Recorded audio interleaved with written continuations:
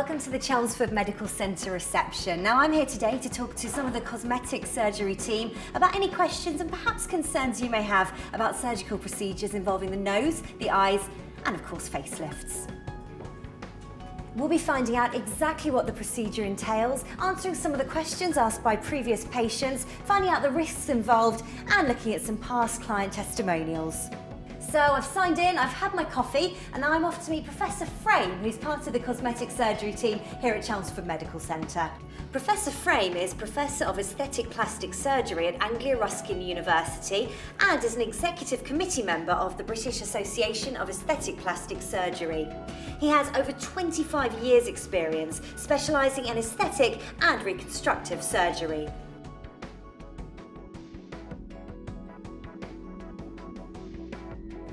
So, Professor Frame, we've all heard of facelifts, but many of us don't understand what they actually entail.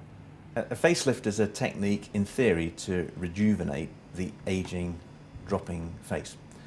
The face of youth is of skin tightness, it's a little bit of fat behind the skin, giving a bit of tone to it. As we age, we tend to lose the elasticity of the skin. The fat that sits behind the skin we tend to lose the volume, and it tends to gravitate down. So if we look at this area, for example, the triangle just underneath the eye, down to this crease and round by the ear, the fat goes from this pad and it drops to the bottom, the skin comes down and then we start to jowl off. So we start to get the jowl of ageing. The face of youth obviously is tightness, and the face of a baby is all about real tightness because that is full of fat. It enables you to suckle milk, basically. That's the function of it. As we get older, we also lose a bit of the volume of the bones, so we lose a bit of the circumference. So the skin and tissues don't have anything to hang on to.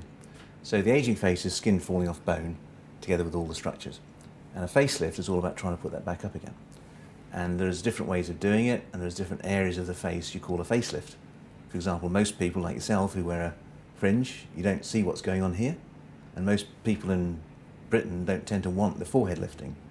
So a facelift really is confined to this area and possibly also the neck. So I understand there's more than one type of facelift. Can you explain the key differences between each type of procedure?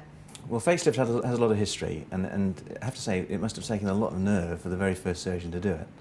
The simplest and easiest is just to take a bit of skin out, but that doesn't really address the deep issue, which is the muscle and the fat and the relocation of fat. So the most probably advantageous type of facelift, and this is a bit controversial, is what we call a mini facelift, where we do the same sort of skin incision from the top of the ear, in front of the ear and behind the ear, but not back into the hairline. And we only mobilise the skin here for tissues at this point, and we get the deep muscle and then we pull that up and then we close the skin. That's what we call a mini facelift, and it's effective because it tightens, but there isn't a large amount of swelling afterwards. So a face that swells, generally speaking, means that there's going to be a loosening of the tissue. So an aggressive facelift is one where we undermine all of the skin all the way around the neck. We pull the muscle up and then we tighten the skin as much as we can. They swell like anything. They take 3 months to sort themselves out, but then you end up with loose skin anyway because it's been stretched. So generally speaking, you have to think in terms of maybe some adjunct treatments afterwards for a significant number of women.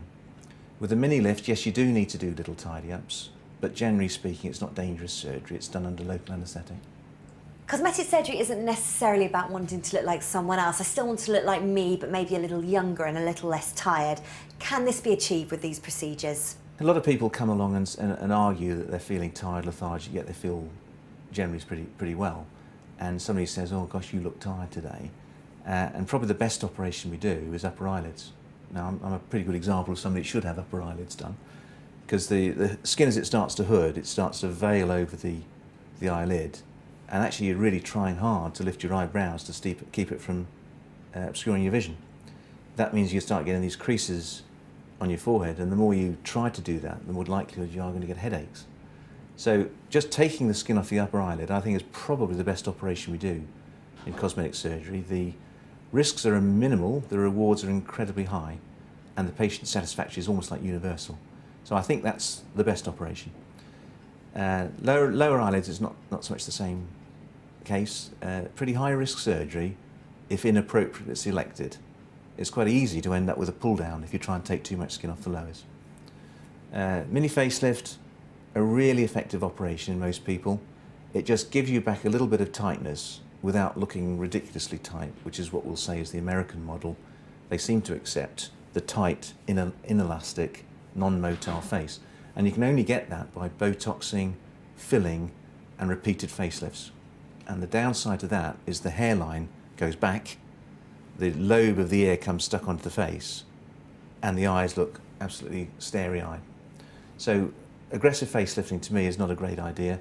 A mini lift with blepharoplasty, judicious upper eyelid blepharoplasty particularly, give, generally speaking, everybody a nice result. If it's not quite enough, maybe a little bit of an extra tweak later on, but it's actually pretty rare you need to do that. When I get older, I'm still going to want my neck to look toned and young. Can this be achieved with a facelift? Yeah, the neck's it is to some extent inclusive within a facelift, because when you pull vertically on the face, the neck, I can show you myself, the neck does come up as well. Because the muscles on the neck that are attached to the skin are actually connected around the corner of the mouth. And those are the bits that are pulled up with a facelift. So secondarily, you get a benefit to the neck. Now, it's not always the case, and if you have a long, thin chin, the vector of pull in a vertical direction helps the neck far more. If you have a very square chin, then the vector going up doesn't necessarily include this going across before it goes up. So roundish, sort of broad chin girls don't tend to do too well. And men, of course, facelifts isn't necessarily a good idea, because with men, you have hair-bearing skin being pushed back up onto the ear and behind the ear. And in addition, you have obviously a receding hairline, and a scar up there on somebody that recedes more will give a visible scar. So with men, you've got to think differently about whether it's a good idea or not. And sometimes it's better to work on the neck from a wound this way to bring it in, and that avoids all of this lot. Can you tell me a little bit more about scarring and where I could expect to find it? On yourself or somebody else? Because yourself, you see, you actually can't see most of these scars because they're actually at the side of your head. So most people go on gaily without able to see their own scars. With upper eyelids, you don't actually see the scar at all, because when you're putting your eyelid margin type makeup on, you know, your eyes stay shut, and the scar is actually in that crease, so you don't see it with your eyes. With a facelift, the giveaway is for girls that pull their hair back, and somebody looking from the side will see a scar that's at the top of the ear, going around that little bit that goes inside the ear there, called the tragus, to the bottom of the ear and then behind. So your hairdresser probably would know, but the way you wear your hair now, for example, nobody would know, because you can't actually see that part of your face. So how long will it take for me to actually see the results? Immediately. Yeah. With a mini facelift, it's immediate. And, you know, I've seen girls playing tennis with a mini facelift the next day. The facelift itself isn't the issue, it's whether we do your eyes at the same time. If we do your eyes, you'll tend to bruise. With a facelift, the way we're talking about it, the only visible bruising should be down in the neck, not on the central face, because we're not doing aggressive undermining. So-called deep plane lifts and mask lifts, by and large in my practice, are obsolete. The risks are way too high. The benefits are no more than if we do the mini facelift. So I'm presuming most will involve tightening the skin around the upper and lower lids? Yeah, it's not quite as simple as that. The upper eyelids skin hooding is one issue, and some of it's caused by excess skin, some by the way the eyebrow drops. It contributes to hooding. So just taking the skin away is one issue. Sometimes we have to lift the eyebrow to improve the angle of the eyebrow, to take away some of the hooding in the corner, and that can be more extensive. But the scar generally goes in the crease and a little bit across. With lower eyelids, sorry, there are also fat pads in the upper eyelids, and that's the bulge on the inside bit. There's two there, and there's usually one in the middle, which some people we take out, some people we don't, depending on what your starting point is. Lowers are the dangerous part. There you've got skin of sorts. You have no extra spare skin on your eyelids, for example. It would be completely the wrong thing to do to even think about doing your lower eyelids. Some people get bulges just beneath the eyelash, and usually there's three quite clearly defined bulges, and they're the big fat pads. And these fat pads are the fat that normally lives behind your eyeball. And all that's happening as we're getting older is these ligaments that hold it back there are loosening, so they project. And then you see the bulging, and then you look at the guttering. So there's a lot of guttering that goes on from the corner of your eye down and around. And if you feel carefully, that's thin skin on top of bone, right? If you feel it, it's right onto the bone.